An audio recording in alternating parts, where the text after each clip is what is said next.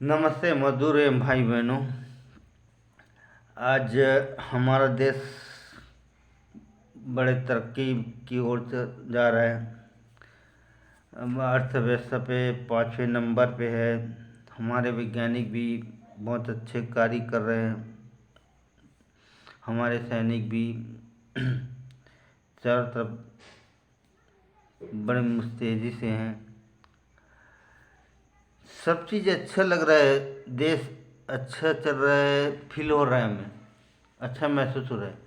लेकिन अभी चुनाव में जिस तरह की बातें हमें सुनने को मिल रही है, वो थोड़ा मन को दुखित करने वाला बातें सुनने को मिल रही हैं। आप पार्टी के बारे में बोलो, पार्टी लीडर के बारे में बोलो, लेकिन देश के बारे में कम से कम आम जनता को नहीं बोलना चाहिए। देश के बारे में बोलने से पहले उनका इतिहास जानो। 1751 से लेकर 1851 तक हमारा देश गुलाम था, 100 साल तक। उस समय किसी ने इस तरह का शब्द नहीं बोला कि देश बेचा है या देश खरीदा है। उसके बाद 1851 से हमारे क्रांतिवीर जो है वो अपना बलिदान दे के देश को आज़ाद कराया 1990 साल में। उसके बाद उसमें भी कब किसी ने नहीं बोला कि देश बेचा या देश खरीदे वाला बात।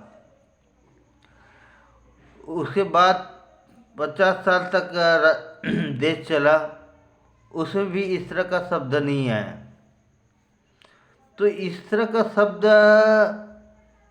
कैसे आ रहा है, क्यों बोल रहा है? और जो बोल रहा है वो देश विरोधी है। जो भी बोला होगा इस तरह का शब्द पहले, वो देश का सबसे बड़े देश विरोधी है। उन पे मुकदमा चलना चाहिए। क्या सोच के बोल दिया वो कि देश बिक गया? 140 करोड़ आदमी बिक गए क्या? और किसकी हिम्मत है कि देश को बेच दे, या कोई कौन ऐसा है कि देश को खरीद ले? अरे आप इतिहास को झांक कर देखो। जब 100 साल गुलामी था, 200 साल गुलामी था, उसमें भी किसी ने देश बेचने या खरीदने का शब्द नहीं निकाला। कौन बोला ये? जो भी बोला देश विरोधी व्यक्ति है, उस पर मुकदमा चलना चाहिए। जो भी कोई भी बोलता है इस तरह का बातें, उनसे पूछिए कि तुम्हारा क्या रेट लगाए हो? तुम इस भारत देश में रहते हो, तो इस भारत देश में कितने जिले होते हैं,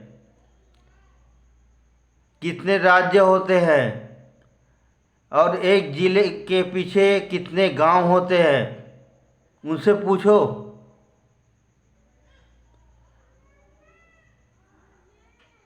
और वो इस तरह का बातें जब कोई करता है, उसे हर चीज़ पूछो। अरे कैसे टाइप का बात करते हैं इन लोग?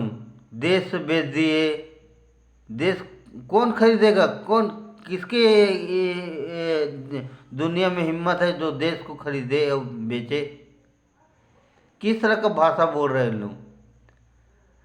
सरासर हमारे भारत माता का बदनाम कर रहा है, भारत विरोधी है। और इस वाक्य को जिसने भी प्रथम बोला होगा, उस पर मुकदमा चलना चाहिए। ये बहुत बड़े दुख की बात है और बहुत अन्याय वाली बात किया है इस जो भी व्यक्ति किया है। अरे पहले एक गांव में, तो पहले गांव वाले है ना, उस गांव को किसी एक आदमी को वहां से भगा के दिखाया। देश बेचने का और खरीदने का बात करता है कोई? कौन करता है ये आदमी? और किसने कैसे ये शब्द बोल दिया?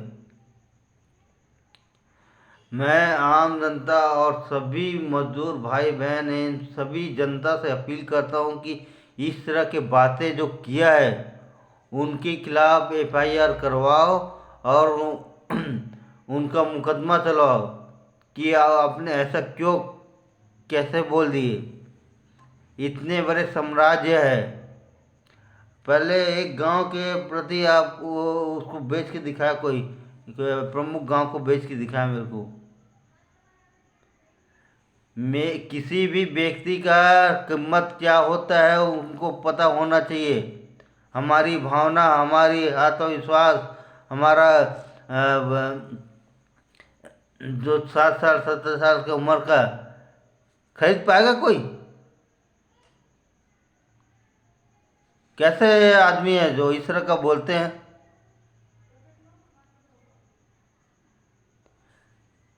जो भी इस तरह का बोलते हैं ना, आप एंकर वाले को भी मैं बोलता हूँ, आप जो भी बोलते हैं ना उससे पूछो पहले वो भारत में रहता है तो भारत का कितना राज्य है, कितना जिला है, कितने गांव हैं, कितने कस्बे हैं, कितने लोग हैं, सब पहले पूछो।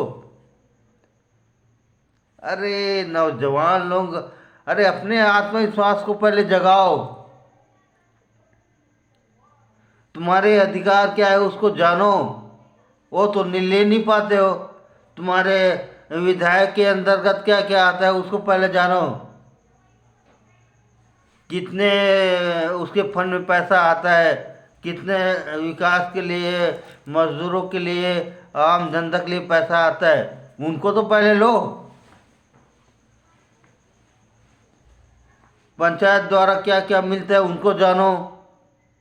पार्षद द्वारा समझो। नवयुवक लोग अपने आप को पहले जानो, पढ़ो, समझो। आप पढ़ाई कर रहे हो, इतिहास आपके बचपन से पढ़ाया जाता है, उसमें देखो हमारे पूर्वज लोग कैसे कैसे किए हैं, कितने बलिदान दिए।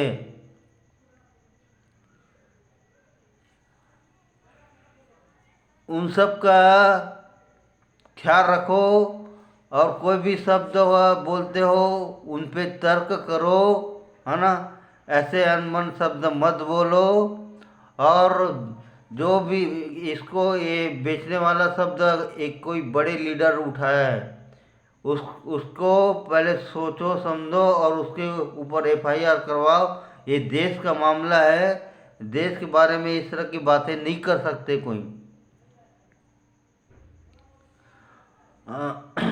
और देश के नवयुवक को मैं बार बार विनती करता हूँ कि पहले अपने आप को समझे, अपना अधिकार को समझे और अपने जाने।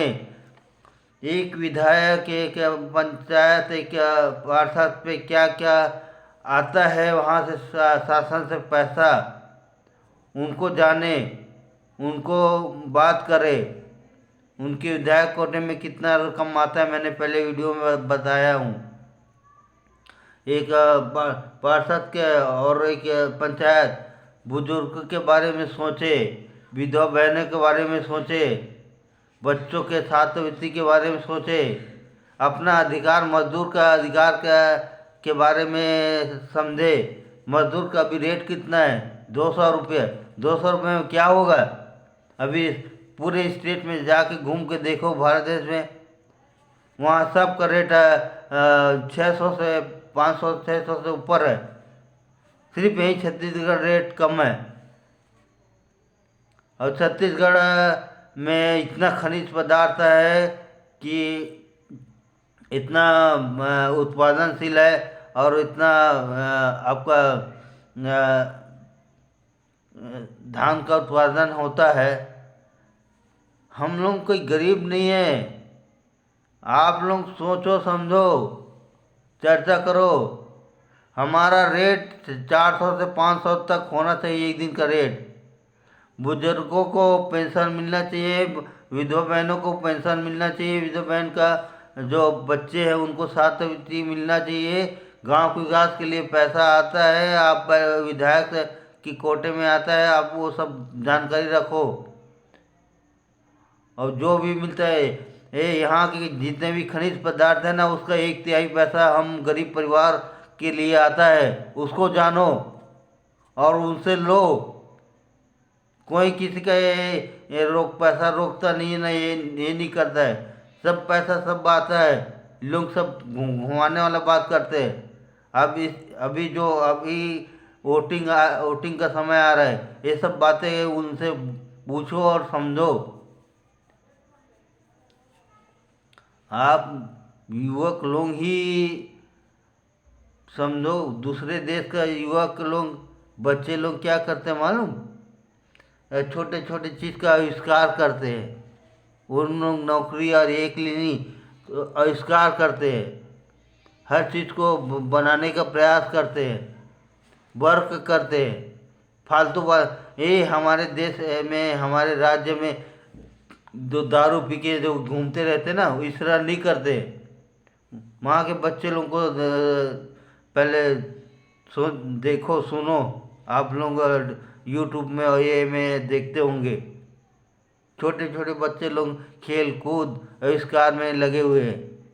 और हमारे देश के बच्चे लोग ये फालतू चीज़ के राजनीति के कोई बोल दिए उसमें चढ़े पड़े। फिर राजनीति के ठीक है, जानो उसके बारे में, लेकिन राजनीति के अंदर का तो उन लोग क्या आता है, कितना पैसा आता है, तुम्हारे शिक्षक के लिए पैसा आ रहा है तुम्हारे गरीब मजदूर माँ बाप के लिए पैसा आ रहा है, तुम्हारे गांव के आविष्कार के लिए पैसा आ रहा है। वो सब के बारे में जानो ना। पहले अपना अधिकार जानो, तुम्हारे अधिकार में क्या क्या चीज़ है। ये जब बोल दिया गया है कि पूरा छत्तीसगढ़ के जितने भी खनिज पदार्थ होते हैं, फसल होते हैं, उनके 1/3 हिस्सा हमारे लिए है। मैं पिछले वीडियो में बता चुका हूँ। इसलिए मैं बार बार अनुरोध करता हूँ कि आप लोग समझो, सोचो, विचार करो और सब चीज़ को जानो और फालतू की बातें इधर उधर का मत करो, है ना। और अब अच्छे नेता को यहाँ खड़ा करो, और नेता जो भी खड़ा करते हो उसको उसके बारे में बिल्कुल आप जानो, उनसे लो, उनकी जो भी उनके जरिए से हम जनता के लिए पैसा आता है, विकास के लिए आता है, बच्चों के लिए आता है, बुजुर्गों के लिए आता है, युवक के लिए आता है, मजदूरों के लिए आता है। मजदूरों का रेट सही होना चाहिए, उसके बारे में बोलो। मजदूर का रेट अब अभी इस चुनाव में बार बार बोल रहा हूँ, मजदूर का रेट 400 से 500 तक होना चाहिए। ये इन लोग कबूल करेंगे। और दूसरी बात, हमारे चिट फंड में पैसा जो डूबा हुआ है हमारा, वो चीज़ हमको मिलना चाहिए। और हमारा भविष्य निधि के लिए पे पैसा ही मिलना चाहिए, ये ज़रूरी है। आप इस चीज़ का ध्यान रखें और युवक को खासकर ध्यान रखें, और इसी बात को लेकर आप वोटिंग में बिल्कुल करें और अच्छे और समझदार नेता को आप वोट दें। और आप खुद देश को बनाएं और अपने आप को बनाएं और देश में तरक्की करें, और अपने आप को में भी एक छवि बनाओ। अच्छे पढ़ो लिखो और अच्छे कुछ भी आविष्कार करो। देखो, पढ़ोगे लिखोगे तभी दिमाग आएगा और कुछ कर सकते हो। ये एक ही विषय पे नहीं है। मजदूर आप जानते हो मजदूर कितना विभाग में काम करते हैं? हर विभाग में मजदूर काम करता है। हम एक बंधे नहीं है। ये स्वास्थ्य विभाग वाला सिर्फ स्वास्थ्य में काम करता है, शिक्षक कर्मी शिक्षा में काम करता है, सरकारी आदमी सिर्फ सरकारी में काम करता है। लेकिन एक मजदूर आदमी कहाँ तक काम करता है? यहाँ रोड बनाने से लेकर बिल्डिंग बनाने तक, ये लोहा उत्पादन करने से लेकर रेल बनाने तक, सफाई करने से लेकर खाना बनाने तक सब मजदूर करते हैं। हम हर विभाग में काम करते हैं। तो आप लोग नौजवान हो, इस बार सोचो कि आपके माँ बाप लोग कैसे कैसे काम करते हैं और आपको पढ़ाते लिखाते हैं। अब फालतू की बातों में मत आओ और अच्छे शिक्षा धारण करो और आप लोग एक मजबूत राज्य बनाओ और अपने देश राज्य को आगे बढ़ाओ। ये आप ही लोग के ऊपर निर्भर है। धन्यवाद।